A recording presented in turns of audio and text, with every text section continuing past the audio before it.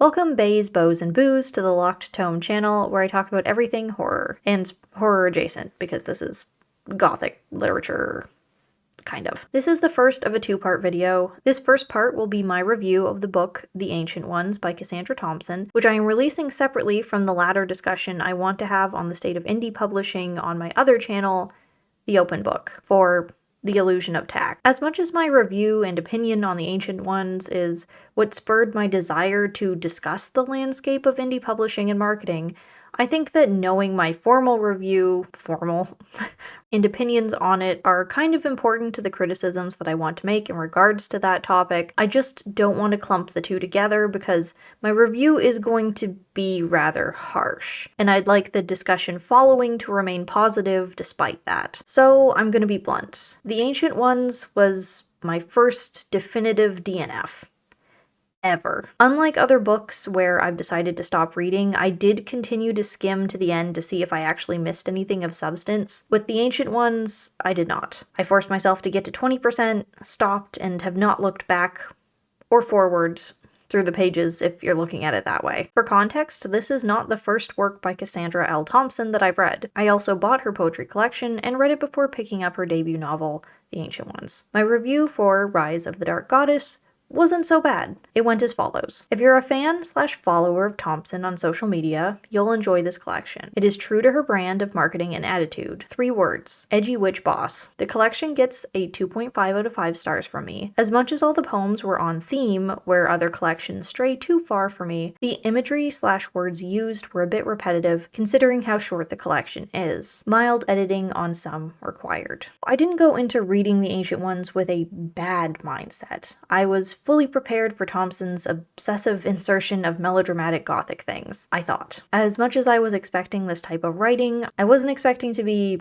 drowned in it. It was kind of fun at the start with how over the top it was. Around them, the upper realms sighed with melancholia, the turquoise skies cooling to a dreary cobalt, as the stars ceased their dance to hold space for their weeping mistress. You could almost get a bit of satisfaction in predicting what she'll use to describe things as next, because the answer will always be with whatever the most gothic descriptor is. But that got a lot less fun very quickly when raven hair was used 4 times to describe 3 different characters within the first 24 pages. Repetition can be a powerful tool, but it can also highlight a laziness and a lack of editing. In that, there was the repetition of poorly written phrases too, like on page 18. After he was convinced his movement went unnoticed, he broke into a sprint, his small but sinewy legs easily catching speed. And then, on page 57, he tore after the creature, his muscular limbs easily catching speed. So 1, cool that completely opposite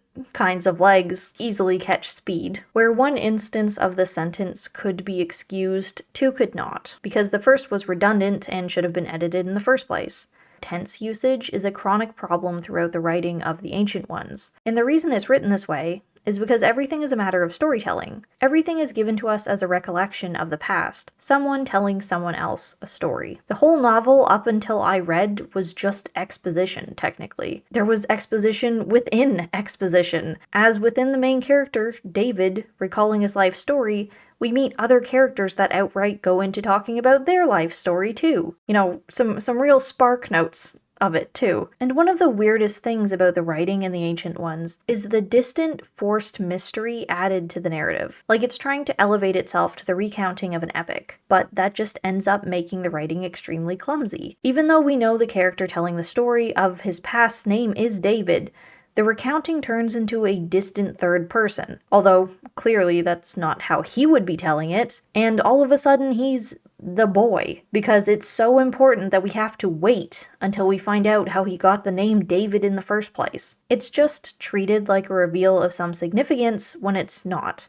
and makes for poorly communicated tenses and actions up until that point. For example, here's a passage where there are 3 unnamed "the boy is in a room with the girl already." And then, at the doorway, another girl appeared. The boy stiffened in alarm, yet she who bandaged him placed her hand on his shoulder in reassurance before rising to the arrival. It's just awkward. It would even be easier if we had main identifiers for the unnamed people and then referred to them as such, but they always remain the boy, the girl, until they get their formal name, which could be a couple pages. I mean, I didn't read that much, but within the couple pages, it gets quite annoying. It's just so awkward. The writing is also awkward in that it constantly refuses to use the simpler versions of words. It's like that kid that would have a thesaurus out, constantly substituting words for others to sound smarter. You could try and argue that the elevated language is a style choice, to appeal to the epic story that it wants to be. But any good writer knows that it's not about using the most complicated word, it's about using the best word for the situation. And the writing in the Ancient Ones repeatedly fudges the grammar of its own sentences just so it can include a big or unusual word rather than just describe something normally. Now let me take a second to talk about pacing. I shall summarize for you the first 8% of the novel, give or take. This is also including the cover pages, table of contents, etc. So it's more like 5% of the novel. Here we go. Pages 7 and 8, we get a prologue between two lovers, relevance pending. 9 through 16, we meet a vampire in London named David, who decides to recount his life up until this point to a prostitute that he plans to drain, or more likely, they're reincarnations of the previous couple. I don't know, I didn't finish reading it. Thus begins the origin story of a character we've spent 7 pages with and don't care much about, removing all tension from what's to come considering we already know he survives. So starting on page 16, we are already on a third start to the narrative. 16 through 19 were vaguely introduced to not David's culture. 19 through 21, their village burns down, and his dad bestows him with some chosen one power before dying. No actual physics or reasoning given at the time. 21 through 23, we meet a lady in the cells of a slave ship taking not David to Rome. 23 to 24, a man enters the boy's cell, presumably to rape him. I don't know, heard of it. Any myriad of awful things. But the lady turns into a flock of crows, eats the man, and then proceeds to tell the boy all about the legend of Morrigan, who is her. You would assume, as she's telling him that, some good old exposition inside exposition. 24 through 25, the boy wakes to find the lady has disappeared and the ship has now landed. Page 25, the boy is let off the ship. He sees other slaves and is immediately enraged by the treatment of them as they are on the beach getting let off of other ships, going to the market. So, page 26, the boy starts screaming at the sky, evokes the power of the Morrigan, the slave lady that vanished literally 1 page ago after mangling a slaver, and she comes out of the sea as a gigantic creature, and then bursts into a huge flock of crows, again, and eats everyone on the beach. No, I am not making this up. We are only on page 27 at this point, and this has all occurred within 20 pages. It sounds like the pacing would give you whiplash, but it manages to fit in the space because, like I said, it's all exposition, so it gets us there at rapid speed. It was almost funny the amount of chosen one OP power that the character absolutely didn't earn in such a quick, undefined manner. Almost funny. I did laugh. The story slows down a bit once David gets named Davidus, or whatever, because we're in Rome, and falls in love and becomes a slave with her master, but it's just really hard to care. With all the exposition and past tense third person writing trying to elevate itself to an epic while describing things with an immediacy that does not actually exist. To summarize, my formal review of The Ancient Ones is this.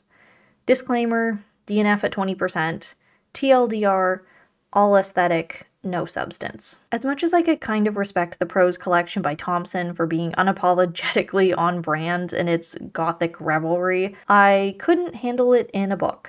There was a great focus on incorporating different myths and settings, but it hopped around too much for a reader to gain any weight or investment in them. Lots of name dropping rather than genuine development. The pacing was very rushed, which left the power given to the protagonist laughably undeserved. The choice of presentation of the story did not hit. It wants to mimic an epic recounting of events, but it just comes off disjointed. There's a lot of storytelling, which is exposition/info dump. Rather than progress through the events considered relevant to shaping the main character, David, in a natural way, we're given it in a massive ongoing third-person flashback. The book was readable, but at a certain point I just expected better. Yes, I understand that the writing was a stylistic choice, but even in that, there were a lot of minor issues with a presentation that added up. Sorry, but it needed more editing. The writing awkwardly refuses to use simpler versions of words, repeated phrases/descriptions, and excessive adverbs. In the end, the ancient ones reminded me a lot of my own writing back in school,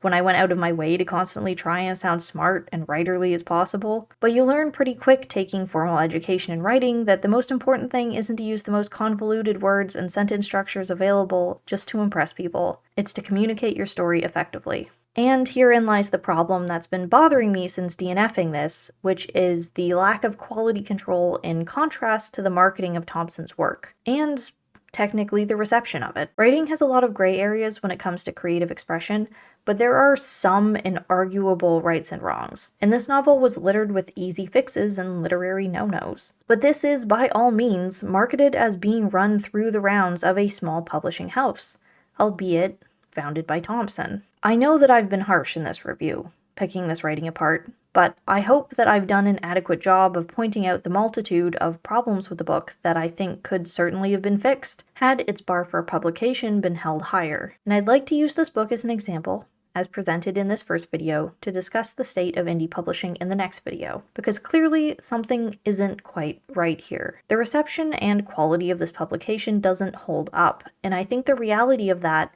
in relation to indie publishing as a whole, is a really kind of big deal. So in a way, I'm using my review of The Ancient Ones and its publication company, Quill and Crow Publishing, as a case study on which to base my discussion in the next video, but I will not be mentioning their names in that video as we discuss the grander concepts of indie publishing and quality control. I'm not trying to condemn them, and I don't want anyone to go send them hate over either of these videos. I'm simply using this work to make a point about perception versus professionalism, because it is very clearly, in my opinion, exemplified through this work's flaws and its author's online presentation. All good, controversial opinions do need to be rooted in something tangible to hold water, so this is my case study. If there's a need for further inquiry from those who watch my second video, hopefully everyone just takes it at face value though, because they've run across their own questionable indie publishing houses. So please keep an eye out and join me in my next video where I talk about indie publishing over on my WriterTube channel. I don't do rant reviews over there, but I do them here, in good fun and with some semblance of good faith. If you have read other Quill and Crow publishing books that were good, please let me know. I'm happy to form a more rounded opinion of their catalog. I just feel as though, perhaps, some things might have gotten pushed through before they were ready due to the position of the author. If you like this channel, please subscribe. You don't have to ring the bell, it's annoying.